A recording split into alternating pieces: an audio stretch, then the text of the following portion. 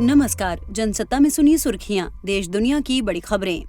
इसरो के चंद्रयान-3 ने बुधवार शाम चंद्रमा के दक्षिणी ध्रुव पर उतरकर इतिहास रच दिया। इस सफलता के साथ ही भारत चंद्रमा के दक्षिणी ध्रुव पर चंद्रयान उतारने वाला दुनिया का पहला देश बन गया, जबकि चांद पर सॉफ्ट लैंडिंग करने वाला चौथा देश। भारत की सफलता पर देश और दुनिया के तमाम बड़े नेताओं ने पीएम मोदी को बधाई दी है। दक्षिण अफ्रीका के जोहान्सबर्ग में कल ब्रिक्स शिखर सम्मेलन के दौरान रात्रि भोज में विश्व के कई नेताओं ने चंद्रयान-3 की सफलता पर प्रधानमंत्री नरेंद्र मोदी को बधाई दी। वहीं अमेरिका और यूरोप की अंतरिक्ष एजेंसियों ने बुधवार को चंद्रमा पर चंद्र मिशन की सफलतापूर्वक सॉफ्ट लैंडिंग कराने वाला चौथा देश बनने पर भारत को बधाई दी और इसरो की इस उपलब्धि को अंतरिक्ष इतिहास में एक अतुल्य क्षण करार दिया। भारतीय समुदाय के लोगों ने न्यूयॉर्क के टाइम्स स्क्वायर पर चंद्रयान-3 की सफल लैंडिंग का जश्न मनाया। अमेरिकी उपराष्ट्रपति कमला हैरिस ने चंद्रमा के दक्षिणी ध्रुवीय क्षेत्र पर चंद्रयान-3 की ऐतिहासिक लैंडिंग के लिए भारत को बधाई दी। वहीं प्रधानमंत्री मोदी ने चंद्रयान-3 की चंद्रमा पर सफल लैंडिंग पर शुभकामनाओं के लिए दुनिया भर के नेताओं का आभार व्यक्त किया।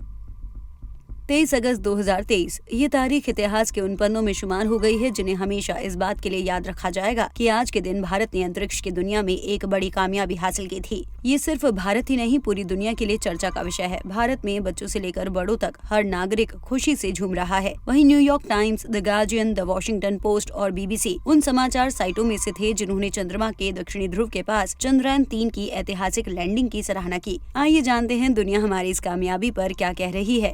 न्यूयॉर्क टाइम्स ने लिखा, in latest moon race India lands first in southern polar region, यानी चांद पर पहुंचने की रेस में भारत दक्षिणी ध्रुवीय क्षेत्र में उतरने वाला पहला देश। अल जजीरा ने लिखा, India is on the moon, Bharat चांद पर है। तुर्की के आधिकारिक न्यूज TRT वर्ल्ड ने लिखा, हिस्टोरिक फीट, ऐतिहासिक उपलब्धि। CNN ने लिखा, India becomes the 4th country ever to land a spacecraft on the moon, Bharat चंद्रमा पर अंतरिक्ष यान उतारने वाला चौथा देश बन गया। BBC ने लिखा, भारत ने इतिहास रच दिया, साउथ पोल के करीब चंद्रयान-3 की लैंडिंग कामयाब। पाकिस्तान के अहम अखबार द डॉन ने लिखा, हमारे पड़ोसी देश से बहुत बड़ी खबर आई है। भारत ने स्पेस सेक्टर में दुनिया के सामने ऐसी मिसाल कायम की जिसको अब हर देश फॉलो करना चाहेगा। हम उन्हें शुभकामनाएं देते हैं। आर्टिकल 370 पर सुनवाई के दौरान केंद्र की तरफ से पेश सॉलिसिटर जनरल तुषार मेहता ने कहा कि सरकार का नॉर्थ ईस्ट के विशेष प्रावधानों को छेड़ने का कोई इरादा नहीं है। सुप्रीम कोर्ट की संवैधानिक बेंच इस मामले की सुनवाई कर रही है। CJI DY चंद्रचूड़ इसकी अगुवाई कर रहे हैं। CJI की अगुवाई वाली बेंच में justice Suryakant, justice Sanjeev Khanna, justice BR Gavai और जस्टिस सूर्यकांत शामिल हैं। एडवोकेट और कांग्रेस नेता मनीष तिवारी ने कहा कि ऐसी आशंकाएं हैं कि जिस तरह से अनुच्छेद 370 को निरस्त किया गया था, उसी तरह पूर्वोत्तर राज्यों से संबंधित विशेष प्रावधानों को भी खत्म किया जा सकता है। सांसद मनीष तिवारी अरुणाचल प्रदेश के विधायक P रिचो की ओर से पक्ष रख रहे थे। उन्होंने अनुच्छेद 370 को समाप्त किए जाने को चुनौती देने वाली कई याचिकाओं में हस्तक्षेप के लिए आवेदन किया है। बेंच ने मनीष तिवारी से पूछा कि अदालत को उस याचिका पर विचार क्यों करना चाहिए जिसमें केवल आशंका हो। CJI ने कहा, जब सॉलिसिटर जनरल ने हमें सूचित किया है कि सरकार की ऐसी कोई मंशा नहीं है तो हमें संदेह नहीं करना चाहिए। बेंच ने मेहता की दलीलों को दर्ज करने संबंधी आदेश को पारित करने के बाद हस्तक्षेप याचिका IA का तत्काल निपटारा कर दिया।